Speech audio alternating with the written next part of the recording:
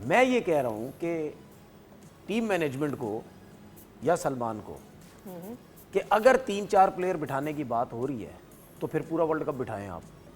है किसी में हिम्मत? किसी में हिम्मत है तो बिठा दें।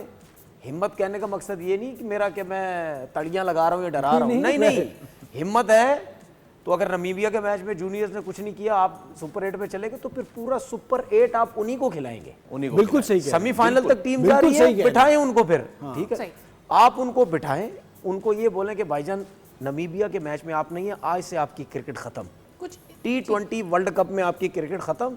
या तो आप सीधा सीधा मैसेज दे दें, या अगर आपने कल के मैच में 2-4 को बिठाया उसके बाद आपने फिर खिलाया तो फिर आप खुद ही नहीं चाहते टीम बेहतर हो। ठीक है, फिर आप खुद चाहते हैं कि नहीं जी इन्हीं को खिलाना है, इन्हीं को खिलाना है।